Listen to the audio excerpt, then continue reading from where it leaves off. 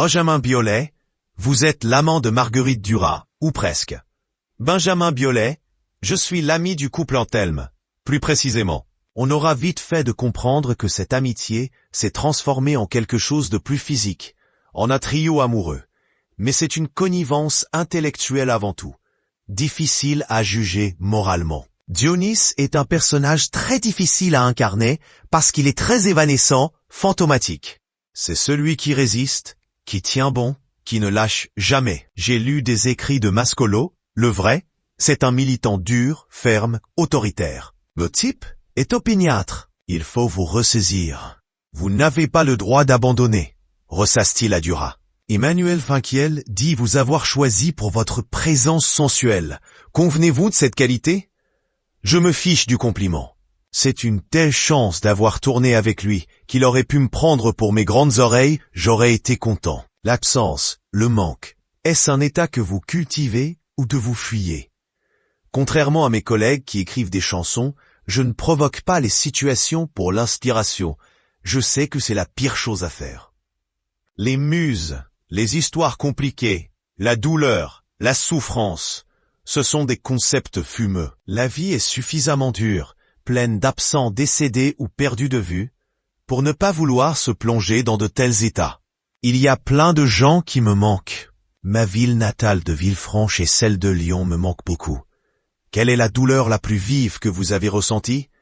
La perte de mon ami Hubert Mounier, le chanteur de la fameuse affaire Louis Trio, un gars super avec qui j'ai commencé la musique. En une seconde, le cœur s'arrête de battre. C'est la mort qu'il souhaitait, rapide. Je me souviens de notre dernier coup de fil. J'aurais aimé avoir des discussions plus profondes. Impossible pour moi d'imaginer que je ne le reverrai jamais. Vous est-il plus facile de partager vos joies ou vos peines? Assurément, mes moments de félicité ou d'amusement. J'ai ce défaut de m'enfermer, de me couper du monde quand il arrive un pépin, quand je ne suis pas bien. J'éteins mon téléphone. C'est là parfois que j'empire les états. Ce n'est pas pour jouer l'auteur-compositeur torturé, c'est juste que je me sens mal. Dans ce film, il y a un rapport au temps particulier, une longue attente. Savez-vous ne rien faire? C'est assez bizarre. Pour profiter de l'inactivité, il faut que je sois en voyage ou alors très fatigué. Je vais dormir des heures durant, vraiment comme une larve, regarder 27 matchs de foot. Avez-vous des plaisirs simples? Je suis quelqu'un de très simple.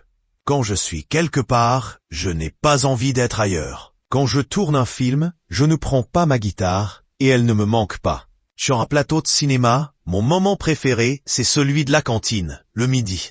Je fais un boulot d'écrivain tellement solitaire que je trouve ça génial de manger avec une foule de gens. J'apprécie sincèrement le partage, la convivialité, sans hiérarchie. Marguerite dit à Rabier que c'est face à la mort et aux mitraillettes que l'on prend conscience de chaque infime parcelle de sa peau. Avez-vous connu la dépendance, l'addiction, la confrontation avec la mort? Je n'entrerai pas dans les détails, mais avant l'âge de 25 ans, j'ai mené la vie typique du rocker complètement stupide. J'ai fait toutes les conneries du monde, été à 2 doigts de canner 25 fois, perdu beaucoup d'amis. Et puis je n'ai pas eu l'enfance la plus fandarde du monde. Oui, je me suis confronté à l'extrême. J'ai eu besoin de sentir le canon dans la nuque. En amour, ne vivez-vous que des passions destructrices ou les choses sont-elles plus apaisées?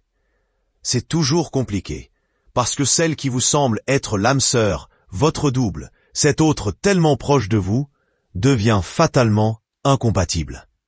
Lorsque vous réalisez que vous êtes 2 personnes distinctes, quelle merde, c'est trop dur. Quel est votre talent caché? Je ne serai pas un mauvais conseiller politique. De quelle chanson ne vous lassez-vous pas? De l'intégralité de l'album The Miseducation of Lauryn Hill, qui est pourtant sorti en 98, je l'écoute en boucle. Dormez-vous la nuit?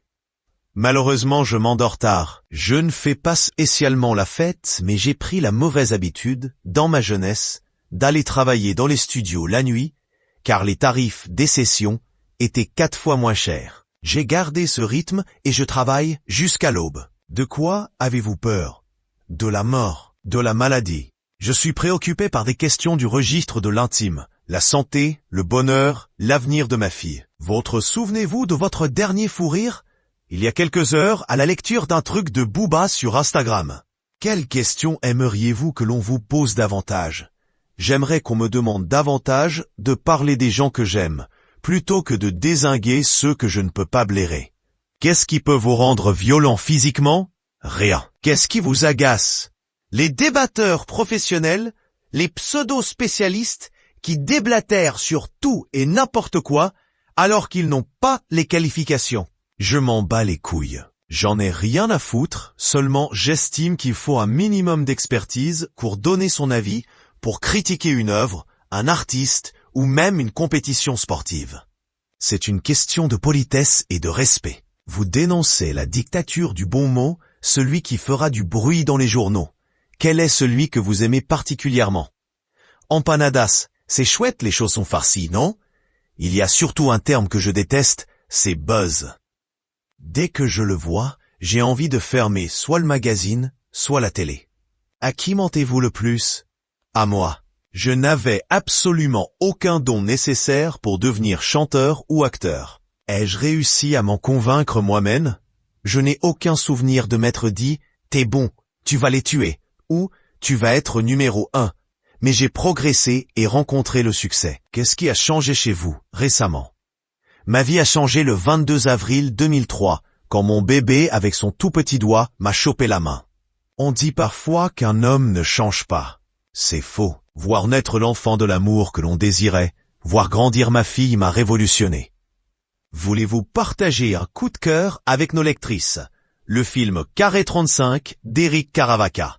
Ce documentaire magnifique sur un secret de famille, à une époque où les Pieds-Noirs ont quitté le Maghreb, m'a ému au plus haut point.